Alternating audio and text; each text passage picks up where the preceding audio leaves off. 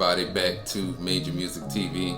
Real quick, if this is your first time on this channel, go ahead, hit the subscribe button, leave a like or comment as well. Let me know you were here. You can follow me also on all platforms. Just search the.majormusic, Instagram, Facebook, Twitter. This is really gonna mainly be for producers starting out. So if you're an established producer, maybe you've been producing for a couple of years, this may not be for you, though you may get something out of it. So what I'm going to talk a little bit about is, for you guys that are wanting to get into music production for the very first time, or something you thought about for a couple of years and now you finally want to pursue it. Just going to talk a little bit about some of the things that you're going to maybe come across and some of the things that you're going to need in your journey as a music producer. In the description below, go ahead and check that out, because previously I've actually done 2 videos, one on my iPad Pro music production setup and also one on my home music production setup, which I use an iMac to produce at home, and then for mobility I use my iPad Pro and sometimes maybe even my phone. So it just kind of depends on the day, or wherever I'm going at. I may not be able to bring my iPad sometime, so I gotta revert to working on my phone. So let's start there. Let's really start as far as the main device that you're going to be making beats on. So it's quite different in 2020 than when I first started making beats around 06 or so. And I say that in regards to now, as I said earlier, not only can you make beats on computers now, as you could have back then, but also the whole element of being able to create on an iPad or even your phone for that matter. There are just so many options now. Back when I first started producing music, of course we had all of our hardware like MPC 2000 XL. I know around that time the Triton was kind of the keyboard that a lot of producers were using around that time. Even like the Yamaha Motif, I know a lot of producers that used the Motif back then. Some of them still use it right now. And now, as I said earlier, you can make beats on iPhone, you can make beats on iPad. Now I've never done it personally on Android, but I hear you can, there's some pretty good apps on Android as well. Hell, you can even make beats on a Nintendo Switch, now that I think about it. There's Chord Gadget on Nintendo Switch. Chord Gadget is also available like on iPad, or really the iOS platform. And it kind of reminds me, to be honest, of Reason. I believe on the iOS platform, Chord Gadget runs like $49, and then I believe the desktop version runs like $199. And basically what that is, you have to purchase gadgets or other synthesizers to kind of build your sound library on there. As far as the device, with that kind of being said, you got to ask yourself, do you want to go with a PC? Do you want to go with a Mac? Do you want to go with an iPad? And then with that being said, you're not only just buying the device itself, but what are you going to produce on? You're gonna maybe need FL Studio, or hey, if you rap or you sing, you may want to get something that not only allows you to make beats, but also be able to record vocals into, kind of like Logic Pro or Pro Tools, for example. Other things you may need, like a MIDI controller that's going to run you anywhere from, depending, like if you go with a 25 key, I think I've seen them as low as like $50 on up. I would say just do your best research on that. I did the video on like my home setup and my mobile setup, so you may want to check that out. Personally, I use the Arturia Mini Lab, not only on the go, but also at home. I use it with my MPC-1 as well. Now on my computer, 49 key Complete Control N series, and I've been using that for about a year or so. Now, the reason I like that one is it becomes pretty much plug and play, so a lot of the controls and the knobs, whenever I turn it on the Complete Control, it affects it on the screen. You can see it change. And for the record, also the Mini Lab, it does work with a lot of the Arturia based plugins. And same thing as well. If you turn a knob on the Mini Lab, you'll see it turn on the screen same way. So with that being said, again, you got to decide whether you want PC, whether you want Mac, whether you want iPad. I've actually started out on the PC. When I started out on PC around 06, I started out on Reason 3, and then from there I went on to like Logic, and then I went on to Machine, and also along the way, as I said earlier, I had an MPC, and I kind of got back with the MPC recently with the MPC-1. Now, once you have your computer or your device to create your music on, then, you know, as I said, you're going to need software, so you got to kind of figure that part out as well. A lot of publishers may have trial versions of that software, or if you know a friend maybe that use something that you are interested in, maybe see if you can go out to their studio, or if they're mobile, see if they can come in, you know, to your place and, you know, try to work with it a little bit to see if you like it. I mean, I can't tell you this. There are some apps and programs that are a little bit more user friendly than others, but in the long run, I would just definitely recommend sticking with one program or app and kind of learning that to the most of your ability, rather than trying to spread yourself thin across so many different apps. Maybe once you kind of master one thing, then you can move on to something else. I've always used like 2 different apps for the most part on my Mac to create music, and that would be Machine and Logic Pro. Now, again, at one time, when I had my PC, I was using Reason 8, and then I even used Reason 9, but I believe that was on the Mac that I had at that time, like around 08, 09 or so. I've just kind of stuck with Mac because I like the ease of use. I haven't had many issues producing on Mac. Not to say, you know, there's anything wrong with PC. I think at the time when I was using a PC with Reason 3, my PC at that point in time was kind of already obsolete at that point. So, you know, I had a lot of latency issues, and once I got with the Mac, I didn't have those issues anymore. But, you know, I know a lot of guys that use PC, that's their preference, and just whatever you can afford, which kind of leads me to my next point. You're also going to have to budget for your device. So, with that being said, you may not have, you know, over $1,000. I know, especially if you're a college kid that's just starting out and trying to make it for yourself. I mean, I could remember around 2008, once I decided to make that jump from PC to Mac, I had actually saved $1,000, and I bought a used Mac around that time. That was my first Mac, and ever since then I've kind of been using Mac. Now, just as I said earlier, the game has changed. I mean, you can make beats now on your phone, on iPad. You also got to factor that in. And then with that being said, in terms of storage on those devices, you know, I understand everybody may be on a budget, but I would say get at least 128 gigs of storage or more. I would definitely go on the end of getting more, simply because once you start installing these apps and sound libraries and, you know, whatever else goes with it,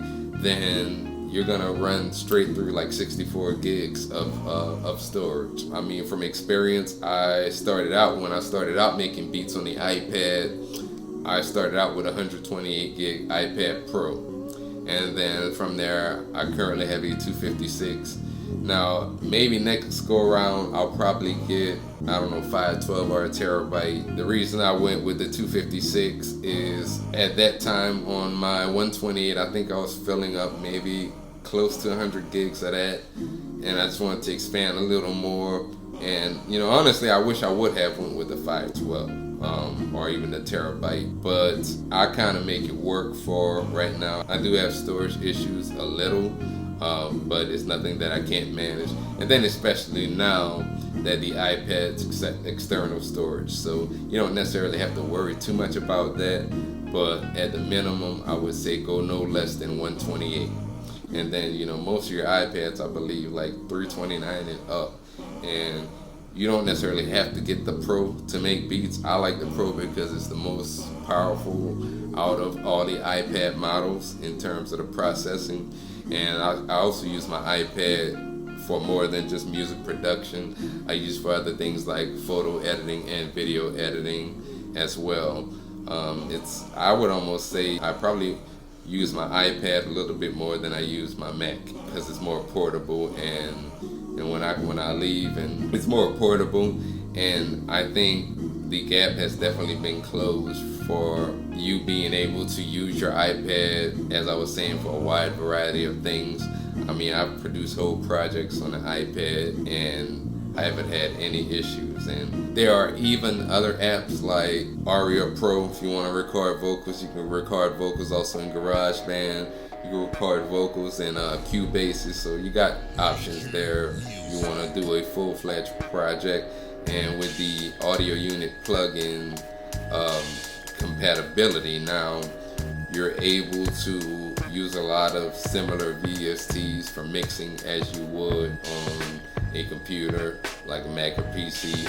For example, the FabFilter plugins, you can actually get those inside of MAudio Pro, and then I know like in Cubase they have the Waves plugins as well. So you're covered on that end of the spectrum. Now, on the opposite side of that, if you do decide you want to go with a computer, that's cool as well. I mean, I've had iMacs, I've had MacBook Pros, I've had even the old white MacBook, if you remember that. I like, it's not necessarily, as far as PC, I haven't used PC in a long time, probably like maybe since, like I said, 08. Maybe even a little before that, because I was around that time using the MPC as well. But if I ever had to go back to PC, I would, as long as it works and allows me to make beats, that's all that matters to me. It's kind of like the console debate. What's better, PS4 or Xbox One, or even the Android versus iPhone debate. I always say, just do what's in your best interest. Don't do something because you see somebody else doing it. Everybody's situation is a little bit different. I know a lot of people that may go the PC route because they also use their computers for gaming and a lot of other things that are a little bit more geared towards the PC community. And then, outside of your Mac or your PC or your iPad, then you're gonna need something like an audio interface. Most audio interfaces, you probably find $100 enough, like from Focusrite, Personas, to name a few, Behringer. I would also say just do your best research on that. I've actually owned audio interfaces from 3 different companies. I've currently used one from Personas, the Studio 26C. Then I had the Firewire 410 from MAudio years ago. That's when I had the older iMac. I've also had the Focusrite Sapphire 6, which is also a good model. The only thing I didn't like about Focusrite was they were a little bit delayed on a lot of their updates. I remember one time I updated my operating system on my Mac a couple of years ago, and when I went to plug in my Focusrite audio interface, it wasn't working. So then I hopped in the forums and I saw a lot of people were having that same issue. I had to end up taking my computer and reinstalling the previous operating system, and luckily I had a backup and I was able to get it back up and running again. Speaking of backups, also an external hard drive for your work. I had a situation where at one time I had an iMac and I was making beats. In fact, the beat making videos on this channel as well. This was years ago. I still had the white iMac. That's when they used to have the more thicker bodies. I made a beat making video one night, and then I wake up the next day. I go to turn on my Mac, and I get the blue screen of death. And at that time, I was not using an external hard drive, so I lost everything. So make sure that doesn't happen to you. Definitely get a external hard drive. One rule of thumb is get one that's double the capacity of your computer. So for example, you got a 512 model computer, get a terabyte. You got a terabyte, get 2 terabytes. And then you may also want to get to a point where you even get a second external hard drive to back up your backups, because these hard drives can go bad as well. So you can never have too many ways of backing up your information. Then, you might be like me, do a lot of other things with your devices. If you do video editing, if you do graphic design, whatever the case may be. So yeah, definitely get a external hard drive. Outside of that, as I was saying earlier, MIDI keyboards, you got a very big selection there. I've owned MIDI keyboards from MAudio, Native Instruments, and Arturia. I've liked all of them as well. I can't really say anything bad about. I've had like the Axiom 49 years ago. I actually started out with I think it's called the Key Station from MAudio. It's like $99. But that was the first MIDI keyboard that I bought. And if you're just looking for something to be able to make beats with, if you can find that one, I don't know what model they have out now. I haven't personally looked at any MAudio products in a long time. They make some pretty good products, including, as I said earlier, audio interfaces as well. And then lastly, if you record vocals, you may, your microphone, do your research on your mic. I've used 2 different Blue microphones. I use the Blue Yeti, which you can plug in not only through USB but also XLR. And then I've also used the Blue Spark, which that one solely plugs into XLR. Now, as far as your mics go, just like I was saying earlier, if you have a friend that has a mic and they recorded a project on it and you like the sound of that, maybe you want to, see if you can go down to their studio and do a session with them and see how you like the sound, of your voice from that mic. I like the Blue mics a lot. I've always owned the Blue mics. I haven't had any other. Well, actually, I'll take that back. When I first started, I had a $99 MAudio mic. I'm not sure if they still sell that one. But back in that time, we did what we could with what we had. So, that's all that matters. Now, also, you can't forget about your studio monitors as well. I would try to stay away from just plain old computer speakers. They're not really designed for you to mix music on. But at the same time, I kind of understand, if you're, as I said earlier, maybe you're a college student and you're limited on a budget and what you have is what you have. I went that route initially. I remember back when I started producing, I had these little MAudio speakers, and then I got the Rocket 5s from KRK.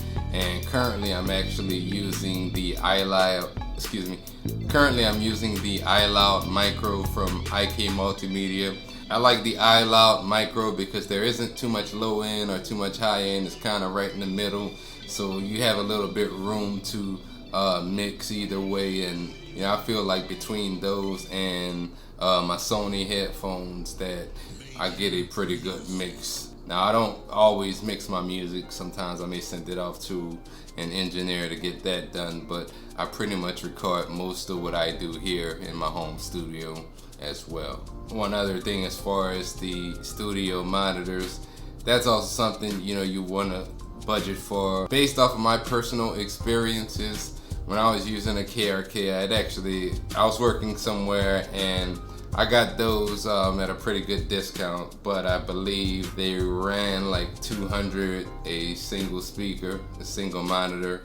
So I would prepare to maybe, depending on whatever monitors you get, I'd probably look at about $300. I think my iLoud Micros was about $300. So I think, at the minimum, you would probably be looking at about $200 to $300, maybe even more, depending on what type of studio monitors that you want. And as far as like the reason that I went with the iLoud Micro,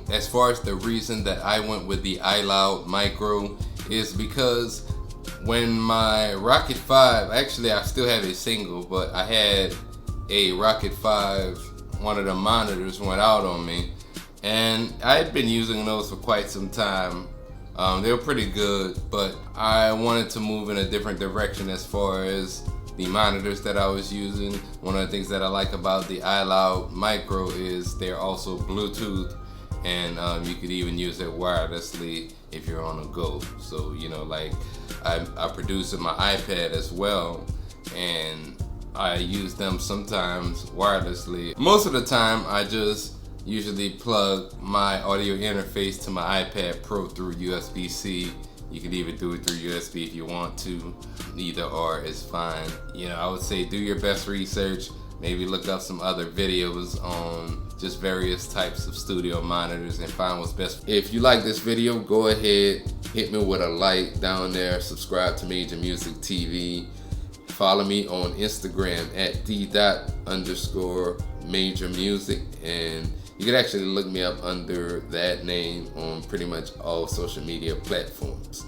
Until next time, go ahead, keep on banging out that heat. Stay safe out there. If there are any topics that you would like me to discuss going forward, please leave a comment down there, and I'll do my best to make a video on it.